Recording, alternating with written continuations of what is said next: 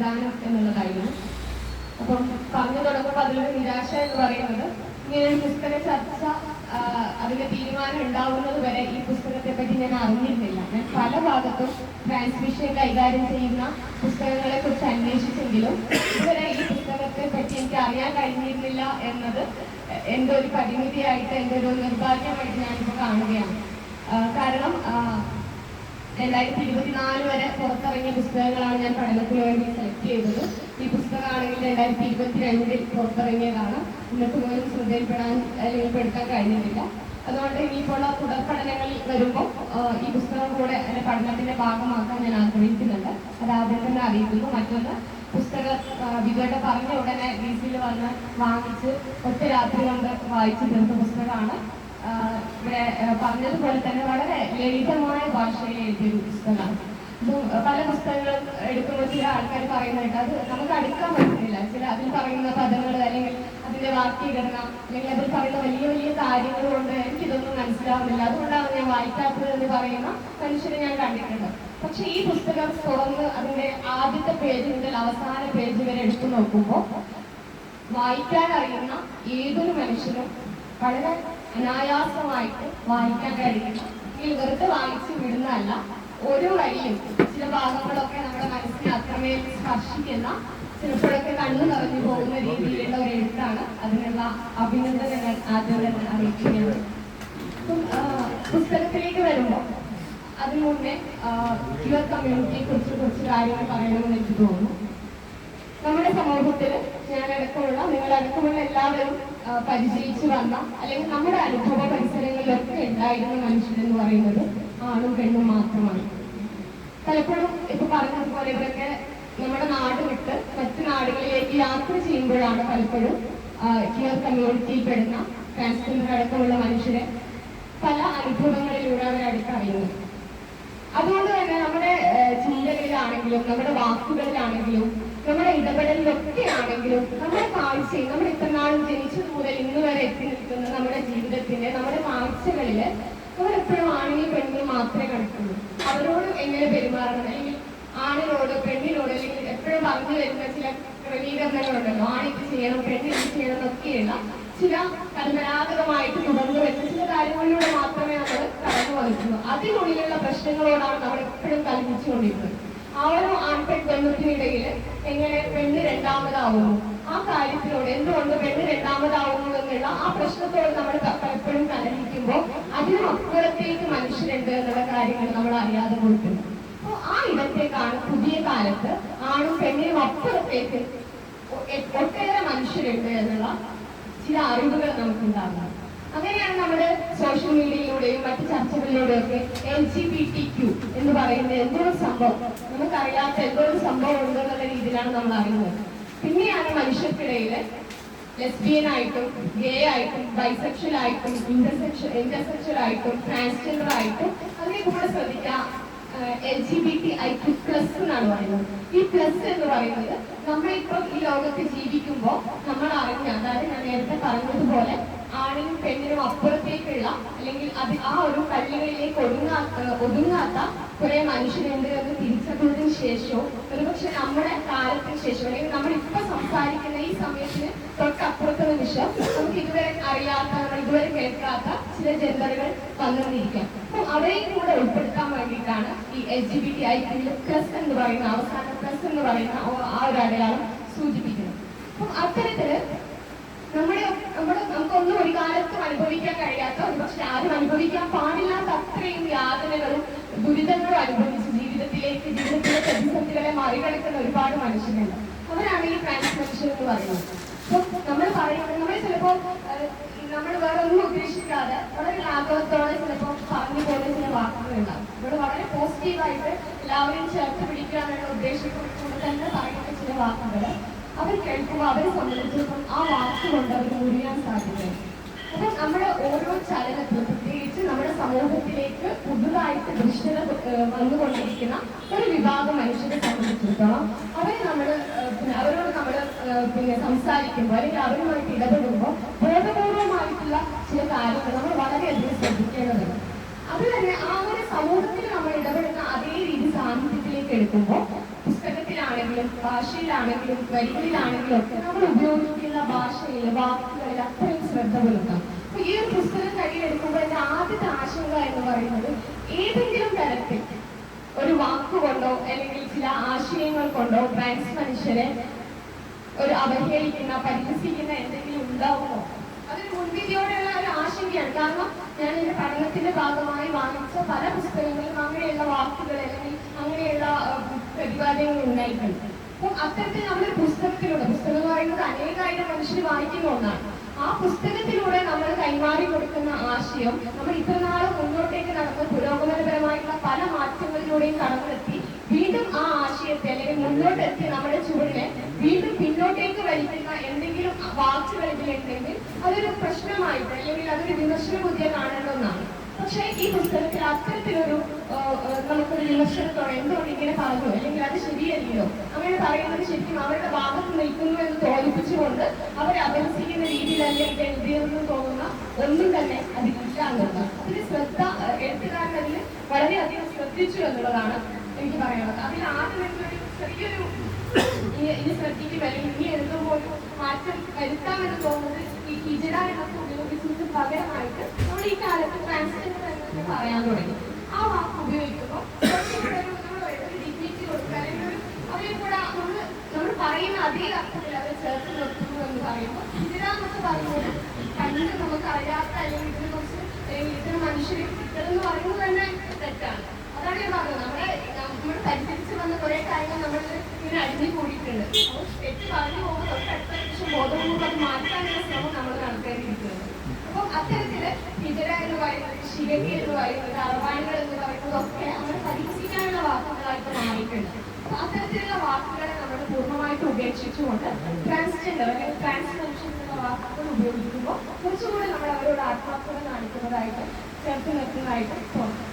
പുസ്തകത്തിലേക്ക് കടക്കുമ്പോൾ ഇതിന്റെ ആദ്യത്തെ ഏതാണ്ട് 3 അധ്യായങ്ങളോളം ഗോപൻ എന്ന് പറയുന്ന ഒരു യുവാവ് 23 വയസ്സുള്ള ഒരു യുവാവ് തന്റെ കൽശ്ശേരിയിലെ നാട് വിട്ട് പോകുന്നതാണ്. ചിലപ്പോ പുസ്തകം എപ്പോഴും വായിക്കുമ്പോൾ കഥ എഴുത്തുകാരനെ അല്ലേ, അയാൾ തന്നെ ആയിരിക്കും കഥ. അല്ലെങ്കിൽ ഒരു കവിത എഴുതുമ്പോൾ ഇവിടെ എഴുതി വെച്ചതൊക്കെ ഇവരുടെ ജീവിതമാണ് എന്ന് പൂണ്ടാറിനോട് വായിക്കുന്ന മനുഷ്യരുണ്ട്. തീർച്ചയായിട്ടും നമ്മൾ എഴുതുമ്പോൾ ഏത് കാര്യം എഴുതുമ്പോഴും നമ്മൾ സംസാരിക്കുമ്പോഴും നമ്മൾ ഇടപെടുമ്പോഴൊക്കെ നമ്മുടെ ഉള്ളിൽ നിന്ന് നമ്മൾ എന്ന് പറയുന്ന സാധനം വരും. എങ്കിൽ കൂടെ എഴുത്തുകാരെ സംബന്ധിച്ചിടത്തോളം അവർ എഴുതുന്നത് എന്തും അവരെ കുറിച്ചാവണമെന്നുണ്ട്.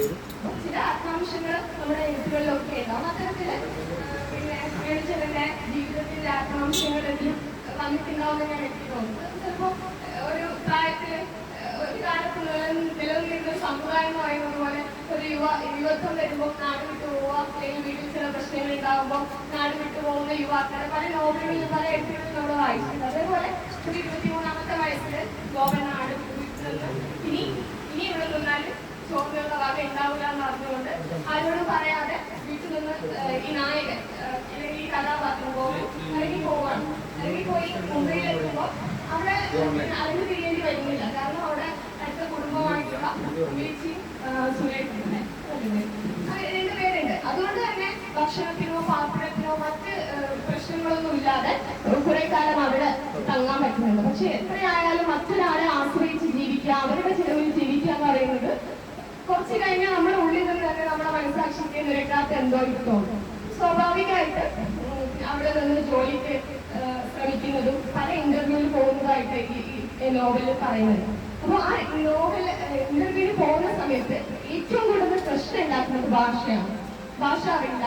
ഇടപെടുന്ന ആൾക്കാർ പറയുന്ന ചില കാര്യങ്ങളെ വലിയ ബുദ്ധിയോടെ അത് ഊഹിച്ച് മരിക്കാത്ത ആളെ പോലും മരിച്ചു എന്നുള്ള വാർത്ത പറയേണ്ടി വരുന്ന ഒരു കഥാപാത്രമായിട്ട് കോപം മാറുകയാണ്.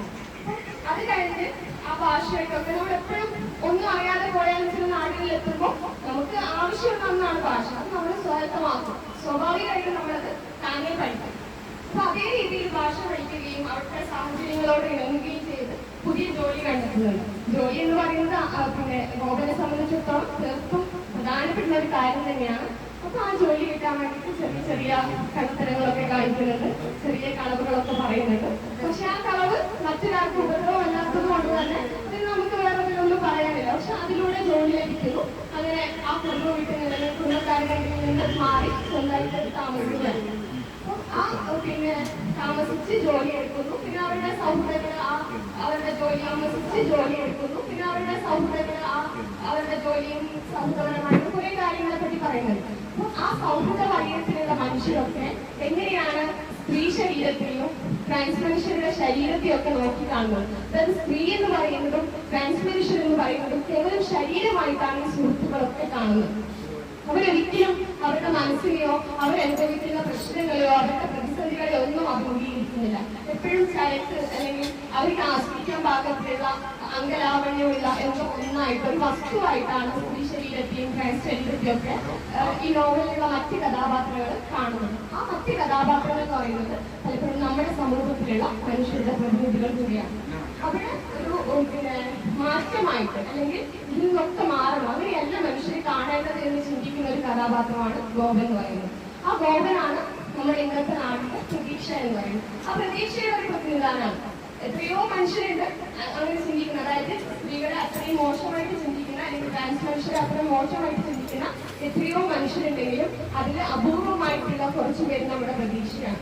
ആ പ്രതീക്ഷയിൽ നിന്നാണ് ഞാൻ നേരത്തെ പറഞ്ഞതുപോലെ നമ്മൾ കൈമാറി നമ്മൾ സ്വപ്നം കാണുന്ന ഒരു സമത്വ ലോകത്തിലേക്ക് എത്തുന്നത് അത്തരം മനുഷ്യരിലൂടെയാണ്. ആ കഥാപാത്രത്തെയാണ് ഈ ഗോപനിലൂടെ നമുക്ക് കാണാൻ വേണ്ടിയിട്ട് സാധിക്കുന്നത്. അപ്പോൾ അങ്ങനെയുള്ള ചില വൈകുന്നേരങ്ങളിലാണ് ഒരു ഓഫീസിന് മുന്നിലുള്ള ഒരു തോട്ടത്തിലെ ബെഞ്ചിൽ വെച്ചാണ് ആദ്യമായിട്ട് ഈ നോവലിലെ ട്രാൻസ് കഥാപാത്രമായിട്ടുള്ള സുമതിയെ കാണുന്നത്. അപ്പം സുമതി അതിനു മുന്നേ ഒരു ചായപ്പീടിയിൽ വെച്ച് കാണുന്നുണ്ട്. ആ കാണലിൽ ഒരു പെൺകുട്ടിയായിട്ട്, ഒരു ട്രാൻസ്ജെൻഡർ വ്യക്തിയായിട്ട് തോന്നുന്നില്ല, അവരുടെ രൂപത്തിലൊക്കെ ഒരു പെൺകുട്ടിയായിട്ട് തന്നെയാണ് ഗോപൻ മനസ്സിലാക്കുന്നത്. പിന്നീട് അവളോട് എന്തോ ഒരു ആകർഷണം ആ സമയത്ത് അവരുടെ ചിരിയിലോ ആ നോട്ടത്തിലോ ഒരു ആകർഷണം തോന്നുന്നുണ്ടെങ്കിൽ പിന്നീട് കാണുന്നത് ഈ നേരത്തെ പറഞ്ഞതുപോലെ ഓഫീസിന്റെ മുന്നിലുള്ള ഒരു തോട്ടത്തിൽ ബെഞ്ചിലിരിക്കുന്നതാണ്. അങ്ങനെ അവർ സംസാരിച്ച് അവരുടെ സൗഹൃദം മറ്റൊന്നിന്റെ അടിസ്ഥാനത്തിലുള്ള കേവലമായ ഏറ്റവും ശുദ്ധമായ ഒരു സൗഹൃദത്തിന്റെ പേരിലാണ് അവർ തമ്മിൽ അടുക്കുന്നത്.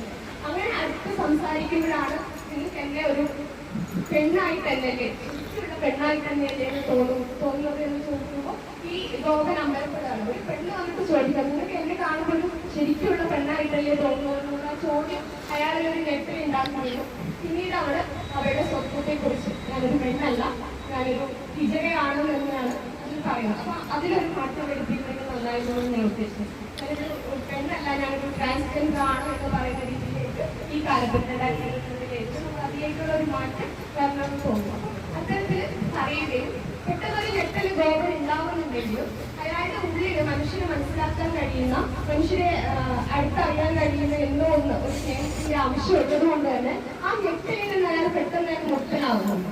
ഈ ആരായാലും, പെണ്ണായാലും ട്രാൻസ്ജെൻഡർ ആയാലും ആണായാലും ഇതിലൊന്നും ഒന്നാത്ത ഒരാളാണെങ്കിൽ പോലും നമ്മൾ മനുഷ്യരല്ല, നമുക്ക് പരസ്പരം മനസ്സിലാക്കാൻ സാധിക്കുമല്ലോ എന്നുള്ള സൗഹൃദത്തിന്റെ മനോഹരമായ ഒരു ഭാഷ ഗോപൻ അവിടെ പറയുന്നത്. അതിലൂടെയാണ് അവര് അത്രയും അഗാധമായ ഒരു സൗഹൃദത്തിലേക്ക് എത്തുന്നത്. അങ്ങനെ പരിചയപ്പെട്ട് പിന്നീട് ഈ സുമതിയുടെ ഒരു കൂട്ടുകാരിയുണ്ട്, സുനന്ദ ഇതേപോലെ അരികുവൽക്കരിക്കപ്പെട്ട ഒരു വിഭാഗത്തെയാണ് പ്രതിനിധാനം ചെയ്യുന്നത്. ഞാൻ നേരത്തെ പറഞ്ഞതുപോലെ ആരും ഒരു മോശമായിട്ടൊരു അവസ്ഥയിലേക്ക് എത്തുന്നില്ല, അല്ലെ? അവരുടെ സാഹചര്യമാണ് പലപ്പോഴും അവർ എത്തുന്നത്. ഇപ്പൊ ഒരു ട്രാൻസ്ജെൻഡർ ആയിട്ടുള്ള മനുഷ്യൻ ഇപ്പൊ നേരത്തെ പറഞ്ഞതുപോലെ നമ്മൾ കണ്ടു പരിചയപ്പെട്ടത് അല്ലെങ്കിൽ സിനിമയിൽ കണ്ടതൊക്കെ അല്ലെങ്കിൽ നമ്മുടെ അനുഭവങ്ങളിൽ പോലും ഉള്ളത് കൈവട്ടി നമ്മൾ ഉപദ്രവിക്കുന്ന അല്ലെങ്കിൽ വസ്ത്രങ്ങൾ പൊക്കി കാണിക്കുന്നു. അത് എന്തുകൊണ്ട് അങ്ങനെയാണ്? അപ്പൊ നമ്മൾ ചോദിക്കുന്നത് ജോലി ചെയ്തൂടെ? എവിടെയാണ് അവർക്ക് ജോലി കൊടുക്കുക? ആത്മാഭിമാനത്തോടെ ചെന്ന് കയറിയിട്ട് ഞാൻ ഈ ജോലിക്ക് അല്ലെങ്കിൽ ഞാൻ ഇത്രയൊക്കെ പഠിച്ചിട്ട് എനിക്ക് ജോലി വേണമെന്ന് പറയുമ്പോൾ നമുക്കൊക്കെ കിട്ടുന്നത് പോലെ എവിടെയാണ് അവർക്ക് സ്വീകാര്യത ഉള്ളത്? അപ്പൊ ആ കാര്യം നമ്മൾ പലപ്പോഴും ചിന്തിക്കാൻ ശ്രമിക്കുന്നില്ല. അപ്പൊ അത്തരത്തില് ഒരു കഥാപാത്രം സുനന്ദ എന്ന് പറയുന്ന കഥാപാത്രം ഒരു വേശ്യയാണ്, അല്ലെങ്കിൽ ഒരു വേശ്യാവൃത്തിയിലേക്ക് സാഹചര്യങ്ങൾ കൊണ്ട് ചിലപ്പോൾ ആരെങ്കിലും ചതിയിലൂടെ അതിൽ എത്തിപ്പെടേണ്ടി വന്നതായിരിക്കും. അവിടെ നിന്ന് രക്ഷപ്പെട്ടു വന്ന ഒരു കുട്ടിയാണ് ഈ സുനന്ദ എന്ന് പറയുന്നത്. സുനന്ദ സുമതിയെ സംബന്ധിച്ചിടത്തോളം തന്നെ സഹോദരിക്ക് തുല്യമാണ്, അത്രയും സ്നേഹമാണ് അവർക്ക്. അപ്പോൾ തന്റെ ജീവിതത്തിലേക്ക്, സുമതിയുടെ ജീവിതത്തിലേക്ക് ഗോപൻ എന്ന് പറയുന്ന ഒരു യുവാവ് കടന്നു വന്നതോടെ അവർക്കിടയിലുണ്ടായിരുന്ന ആ സൗഹൃദം തന്റെ സുഹൃത്തിനും വേണമെന്ന് ചിന്തിക്കുന്ന ആളാണ്. അങ്ങനെ ചിന്തിച്ച് തങ്ങളുടെ കൂടിച്ചേരലുകളിലൊക്കെ ഈ സുന്ദരിയും കൂടെ കൊണ്ടുപോവുകയും അങ്ങനെ അവരുടെ സൗഹൃദം വളരെ മനോഹരമായിട്ട് വികസിക്കുകയും ചെയ്യുന്നു. പിന്നീട് യാത്രകൾ പോകാൻ ഇവരെ കൂട്ടാൻ വേണ്ടി ആഗ്രഹിക്കുന്നുണ്ടെങ്കിലും സമൂഹത്തിന്റെ ചില കാഴ്ചകളിലൂടെ സഞ്ചരിക്കാൻ കഴിയാത്തത് കൊണ്ട് തന്നെ അയാൾ അതിൽ നിന്ന് പിന്മാറുകയൊക്കെ ചെയ്യുന്നു. പിന്നീട് ഈ സുമതിയുടെ ആഗ്രഹം പറയുന്നത് തന്റെ കൂട്ടുകാരിയായ തന്റെ പിന്നെ സഹോദരിയുടെ സ്ഥാനത്തുള്ള ഈ സുനന്ദയെ നിങ്ങൾ വിവാഹം ചെയ്താൽ, നിങ്ങൾക്ക് അവരെ വിവാഹം ചെയ്താൽ നിങ്ങൾക്ക് 3 പേർക്ക് ഒരിക്കലും തിരിക്കേണ്ടി വരില്ല. അതായത് നിങ്ങൾ അവളെ വിവാഹം ചെയ്യുന്നു, നിങ്ങളുടെ 2 പേരുടെയും സുഹൃത്തായി ഞാൻ നിങ്ങളുടെ കൂടെ തന്നെ ഉണ്ടാവും. അപ്പൊ ജീവിതത്തിൽ ഇത്രനാളും ലഭിക്കാത്ത അമൂല്യമായ ഒരു സൗഹൃദമായിട്ടാണ് ഗോവൻ സൗഹൃദത്തിൽ ഈ സുമതി കാണുന്നത്. അതുകൊണ്ട് തന്നെ ഈ മറ്റെന്ത് വെച്ച് എത്ര പണം കൊടുത്താലും ഇതിന് പകരമാവില്ല, ഗോവന് പകരമാവില്ല എന്ന് തിരിച്ചറിയുന്നത് കൊണ്ട് തന്നെ അയാളുടെ സ്നേഹം അല്ലെങ്കിൽ അയാളുടെ പരിഗണന, അയാളുടെ സൗഹൃദം നഷ്ടപ്പെട്ടു പോകാൻ അവൾ ആഗ്രഹിക്കുന്നില്ല.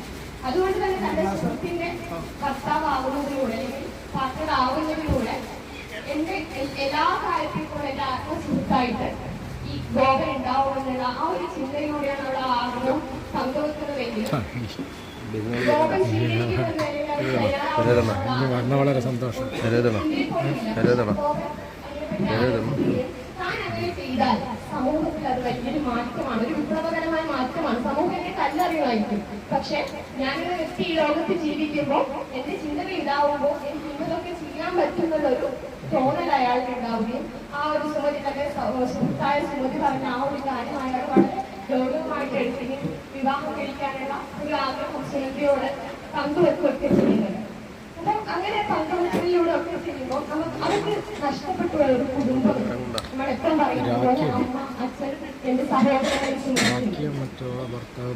ഈ സുമതി പിന്നെ വളർന്നു വരുന്ന ഒരു ഘട്ടത്തിലെത്തിയപ്പോ തന്റെ വസ്ത്രത്തിലായാലും പിന്നെ നടപ്പിലായാലും ഒക്കെ ഒരു പെൺ സ്വഭാവം കാണിക്കുന്നത് കൊണ്ട് തന്നെ വീട്ടിൽ നിന്ന് പലതരത്തിലുള്ള അവഹേളനങ്ങൾ ഉണ്ടാവുന്നു. സുമതിയുടെ ഈ ഒരൊറ്റ പിന്നെ എന്താ സ്വഭാവം കൊണ്ട് സ്വന്തം ചേച്ചിയുടെ വിവാഹം മുടങ്ങി പോകുന്നു. അതൊക്കെ ഒരു വലിയ പ്രശ്നം ഉണ്ടാവുകയും അങ്ങനെയാണ് പിന്നെ സ്കൂളിലൊരു അധ്യാപകൻ മുഖേന അതിനിടയ്ക്ക് ഈ ഒരു പ്രശ്നമൊക്കെ സഹിക്കാൻ പറ്റാതെ ആത്മഹത്യക്ക് ശ്രമിക്കുന്നുണ്ട് സുമതി. അങ്ങനെ ഹോസ്പിറ്റലിൽ എത്തുമ്പോൾ അവിടെ നിന്നാണ് സ്കൂളിലെ ഒരു അധ്യാപകൻ മുഖേന പെരുമാളിന്റെ കൂടെ ഈ സുമതിയെ പറഞ്ഞയക്കുന്നത്. അപ്പം ആ പറഞ്ഞയക്കുന്ന രംഗത്ത് അവളുടെ ഒരു കുഞ്ഞനുജനുണ്ട് ശരവണൻ എന്ന് പറയുന്നത്. അപ്പം അവൻ അനുഭവിക്കുന്ന ആ ഒരു വേദന വളരെ ഹൃദയസ്പർശിയായിട്ട് നോവലിൽ അവതരിപ്പിച്ചിട്ടുണ്ട്. തന്റെ ഏറ്റവും പ്രിയപ്പെട്ട ചേച്ചി ഇതാ തന്നെ നിന്ന് അകന്നു പോകുന്നു, അല്ലെങ്കിൽ ചേച്ചിയോ ചേട്ടനോ ആരോ ഒരാൾ തന്നിൽ നിന്ന് അകന്നു പോകുന്നുള്ള ആ വേദന വളരെ മനോഹരമായിട്ട് അതിൽ അവതരിപ്പിച്ചിട്ടുണ്ട്. അപ്പൊ അത് കഴിഞ്ഞ് ഈ ഒരു പെരുമാളിന്റെ കൂടെ മുംബൈയിലേക്ക് പോയി അവിടെ നിന്നാണ് ഞാൻ നേരത്തെ പറഞ്ഞതുപോലെ ജീവിതം മൊത്തം മാറുകയും സുഹൃത്തെ പരിചയപ്പെടുകയും അതിനുശേഷം ഗോവനെ പരിചയപ്പെടുകയും ഒക്കെ ചെയ്യുന്നത് ഈ ഒരു യാത്രയിലാണ്. അപ്പൊ അതൊക്കെ കഴിഞ്ഞ് ഈ ഗോവന്റെ സൗഹൃദം അത്രയും മനോഹരമായിട്ട് മുന്നോട്ട് പോകുമ്പോൾ അവിടെ ഒരു അർത്ഥവും കൂടെ പറയുന്നത് തന്റെ വീട്ടിലേക്ക് ഒന്ന് പോയി അവർക്ക് അവസ്ഥ എന്താണെന്ന് ഒരിക്കലും തനിക്ക് താൻ ഇറങ്ങി വന്ന വീട്ടിൽ നിന്ന് അല്ലെങ്കിൽ തന്നെ ഇറക്കിവിട്ട വീട്ടിലേക്ക് തിരിച്ചു പോകാനുള്ള ഭാഗ്യം ഉണ്ടാവില്ല എന്ന് അറിയുമ്പോഴും തന്റെ വീട്ടിലുള്ള തന്റെ പ്രിയപ്പെട്ടവർ എങ്ങനെയാണ് ജീവിക്കുന്നത് അവർ ഇപ്പോഴും തന്നെ ആലോചിക്കുന്നുണ്ടാവോ, അല്ലെങ്കിൽ അവരുടെ ജീവിതം ഞാൻ ഇല്ലെങ്കിലും സുഖമായിട്ട് പോകുന്നുണ്ടാവോ എന്നറിയാൻ വേണ്ടിയിട്ട് അവര് പിന്നെ ഗോവൻ സുമതിയുടെ ആഗ്രഹപ്രകാരം വീട്ടിലേക്ക് പോകുന്നത്. നോവലിലെ ഏറ്റവും മനോഹരമായ എന്നാൽ ഏറ്റവും ഹൃദയഭേദകമായിട്ടുള്ള ഒരു രംഗം എന്ന് പറയുന്ന ഒരു അധ്യായം എന്ന് പറയുന്നത് ആ അധ്യായമാണ്. ഒരുപക്ഷെ നോവലിന്റെ അവസാനത്തിൽ ഒന്നും കാണാത്ത അത്രയും ഭീകരമായിട്ടുള്ള അന്തരീക്ഷം ആ അധ്യായത്തിൽ കാണാൻ വേണ്ടിയിട്ട് സാധിക്കുന്നുണ്ട്. അപ്പൊ ഈ ശരവണന് ഏറ്റവും ഇഷ്ടപ്പെട്ട കാര്യം വാങ്ങിച്ചു കൊടുക്കണമെന്നൊക്കെ പറഞ്ഞിട്ട് ഗോവനെ ഓർത്ത് വാങ്ങിച്ചു പോകുമ്പോൾ ശരവണൻ അവിടെ ഇല്ല. തന്റെ പിന്നെ ചേച്ചി അല്ലെങ്കിൽ തന്റെ അത്രയും പ്രിയപ്പെട്ട ഒരു സഹോദരൻ ഇല്ല, തന്റെ അടുത്തില്ലാതായതോടെ മാനസിക നില തെറ്റി പിന്നീട് ആത്മഹത്യ ചെയ്ത് ജീവിതത്തിനോട് വിട പറയുന്ന ഒരു കുട്ടിയായിട്ടാണ് ശരവണനോട് ഉള്ളത്. അപ്പൊ സുമതി പറഞ്ഞയച്ച അല്ലെങ്കിൽ സുമതി കാണാൻ ഏറെ ആഗ്രഹിക്കുന്ന ഈ ശരവണൻ അവിടെ ഇല്ല എന്നുള്ള യാഥാർത്ഥ്യം ബോധം തിരിച്ചറിയുന്നു. അതേപോലെ തനിക്കെതിരെ നിന്ന അച്ഛനും ഒരു സഹോദരി ഏത് അവസ്ഥയിലാണ് അത്രയും ദുരിതപൂർവമായിട്ടൊരു അവസ്ഥയിലാണുള്ളത്. അപ്പോൾ ഒരു വാക്ക് പോലും പറയാൻ വേണ്ടി അതൊരു രോഗക്കിടക്കയിലാണുള്ളത്. ഇതൊക്കെ എങ്ങനെ തിരിച്ചു പോയിട്ട് സുമതിയോട് പറയുന്നുള്ള ഒരു ആ ഗോവൻ അനുഭവിക്കുന്ന ഒരു ആത്മസംഘർഷമുണ്ട്. ഇതിനൊക്കെ കടന്നു പോകുമ്പോൾ നേരത്തെ പറഞ്ഞതുപോലെ നമുക്കൊന്നും ചിലപ്പോൾ ചിന്തിക്കാൻ കൂടെ പറ്റാത്ത ഓരോന്ന് അനുഭവ പരിസരങ്ങളിൽ ഒരു കാലത്ത് ഉണ്ടാവാത്ത ചില കാര്യങ്ങളാണ് ഈ നോവലിലൂടെ പറഞ്ഞു വെച്ചിരുന്നത്. അപ്പോൾ അത് കഴിഞ്ഞ് തിരിച്ചു വന്ന് ഒരു 3 പേര് ഇരിക്കുന്ന കടപ്പുറത്തൊക്കെ ഈ സത്യങ്ങളൊക്കെ പറഞ്ഞു അവർ പരസ്പരം കാണിക്കുന്ന ഒരു സിനിമയുണ്ട്. ഒരാള് ഇപ്പം ഈ സത്യങ്ങൾ അറിഞ്ഞ സുമതി വീട് പോകുന്നു തോന്നുമ്പോൾ ഇടം തരം നിന്നുകൊണ്ട് സമൂഹത്തിന്റെ മനോഹരമായിട്ട് ഒരു കരുത്ത് നൽകിക്കൊണ്ട് അവരെങ്ങനെയാണ് സുമതി താങ്ങി പിടിക്കുന്നതെന്ന് മനോഹരമായിട്ട് നോവൽ പറഞ്ഞു വെച്ചിട്ടുണ്ട്. ഇതിനൊക്കെ ശേഷം വീണ്ടും പിന്നെ ഗോവയിൽ യാത്ര പോയി ആ സമയത്താണ് ഇവർ 2 പേരും ഫോണിലൂടെ ബന്ധപ്പെടുന്നത്. എത്രയും പെട്ടെന്ന് ഇവിടെ വരണം, ഞങ്ങൾക്ക് നിങ്ങളുടെ ആവശ്യമുണ്ട്, അല്ലെങ്കിൽ നിങ്ങളില്ലാതെ ഒരു നിമിഷം പോലും ഞങ്ങൾക്ക് രണ്ടുപേർക്കും നിൽക്കാൻ പറ്റില്ല എന്ന് പറയുന്നത് അവിടെ മറ്റൊരു കാമത്തിന്റെയോ മറ്റൊരു അംശം അവിടെ ഇല്ല എന്ന് പറയുന്നത് അവർക്ക് ഇത്രനാളില്ലാത്ത കാര്യത്തിന്റെയോ ഒക്കെ ഒരു പ്രതീകമായിട്ടാണ് ഈ ഗോപം മാറുന്നത്.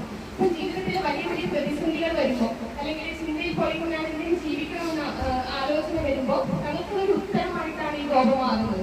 അപ്പം അവരിങ്ങനെ അവരില്ലാത്ത സമയത്ത് ഗോപൻ അവിടത്തില്ലാത്ത സമയത്ത് ഇങ്ങനെ ആലോചിച്ച് പലരും ഇങ്ങനെ കൂട്ടുമ്പോൾ അവരാഗ്രഹിക്കുക എനിക്ക് അടുത്തുണ്ടായിരുന്നെങ്കിൽ ഒന്ന് കൈ പിടിച്ച് ഞാൻ എന്റെ രണ്ടുപേരുടെയും കൂടെ എന്ന് പറയാൻ അവരിവിടെ ഉണ്ടായിരുന്നെങ്കിൽ എത്രമാത്രം നല്ലതായിരുന്നു എന്ന് അവർ ആഗ്രഹിക്കുകയാണ്.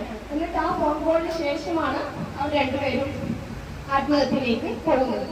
പലപ്പോഴും എനിക്ക് തോന്നുന്നത് പല വായനക്കാർക്കും ഉണ്ടായ ഒരു സംശയം, ഇത്രമാത്രം കഠിനമായ ജീവിത സാഹചര്യങ്ങളിലൂടെ കടന്നു വന്നിട്ട് ഗോപൻ തിരിച്ചു വരുന്നതുവരെ കാത്തു നിൽക്കാൻ കഴിയാത്ത വിധം അത്രയും സംഘർഷത്തിലേക്ക് പോയ ആ ഒരു മാനസികാവസ്ഥ എന്തായിരിക്കാം? സുമതിയെ എനിക്ക് തോന്നുന്നില്ല സ്വന്തം കൂടെ തീരുമാനിച്ചെടുത്തൊരു തീരുമാനമായിരിക്കാം ഇതെന്ന് എനിക്ക് തോന്നുന്നില്ല. കാരണം സുമതി വെട്ടിയ വഴികളിലൂടെയാണ് സുന്ദ സഞ്ചരിക്കുന്നതായിട്ട് എനിക്ക് തോന്നുന്നുണ്ട്. സുന്ദയുടേതായ ചില തീരുമാനങ്ങളോ അല്ലെങ്കിൽ അങ്ങനെ ഒരു കാര്യമില്ല. സുമതി എന്ത് പറയുന്നു അതിന്റെ കൂടെ ഒരു നിഴലായിട്ട് പോകുന്ന ഒരു കഥാപാത്രമായിട്ടാണ് സുമതിയെ തോന്നിയത്. ഇപ്പൊ ചിലപ്പോൾ വായനക്കാർക്ക് എഴുത്തുകാരൻ ചിലപ്പോൾ ഉദ്ദേശിച്ചിട്ടില്ലെങ്കിലും വായനക്കാർക്ക് വേണമെങ്കിൽ എഴുത്തുകാരൻ നേരിട്ട് പറയാത്ത എന്തോ ഒരു കാരണം ചിലപ്പോൾ അവരുടെ മരണത്തിന് പിന്നിലുണ്ടാവാം, അവരുടെ ആത്മഹത്യക്ക് പിന്നിലുണ്ടാവാം എന്ന് ചിന്തിക്കാനുള്ള ഒരു സ്പേസ് അവിടെ ഇടുന്നുണ്ട്. അത് നല്ല കാര്യമാണ്. കാരണം ഒരു പുസ്തകത്തിൽ അല്ലെങ്കിൽ ഒരു കവിതയിലാവട്ടെ കഥയിലാവട്ടെ നോവലാവട്ടെ എല്ലാം എഴുത്തുകാരൻ പറയണമെന്നില്ലല്ലോ. നമുക്ക് ചിന്തിക്കാനുള്ള അല്ലെങ്കിൽ നമ്മുടെ ഭാവനയും കൂടെ വികസിപ്പിക്കാനുള്ള എന്തെങ്കിലും ഒരു സ്പേസ് അവിടെ ഇടുമ്പോൾ അത് വായനക്കാർക്ക് കുറച്ചുകൂടി നല്ലതായിട്ടാണ് എനിക്ക് അനുഭവപ്പെടുന്നത്. അപ്പൊ അത്തരത്തില് ആ ആത്മഹത്യ അല്ലെങ്കിൽ അവിടെ തിരിച്ചു വരുമ്പോഴേക്ക് ആത്മഹത്യക്ക് ശേഷം അവിടെ എഴുതി വെച്ച ആത്മഹത്യ കുറിപ്പ് ഈ ഗോപന് വേണ്ടിയിട്ട് കൊടുക്കാൻ വേണ്ടിയിട്ടുള്ള ആ 2 മോതിരങ്ങൾ അതൊക്കെ ഉണ്ടെങ്കിലും ആ മോതിരം എടുത്ത് അല്ലെങ്കിൽ ആ കത്തും എടുത്ത് ഗോപൻ ആ സത്യത്തെ മോതിരത്തെയും ഈ കത്തിനെയും ഒക്കെ കുഴിച്ചിട്ടൊക്കെ ചെയ്യുന്നത് തിരുമാലകളിൽ അത് പിന്നീട് ഒഴുകി പോകുന്നു. അപ്പൊ അതിന്റെ കൂടെ ആ തിരുമാലകളുടെ കൂടെ ആ ഓർമ്മകളും പൊയ്ക്കോട്ടെ എന്നാണ് ഗോപൻ പറയുന്നത്. അവിടെയാണ് ഇത്രനേരം കണ്ട ഗോപനിൽ നിന്ന് എന്താണ് ഗോപൻ വീണ്ടും അങ്ങനെ ചിന്തിച്ചത്?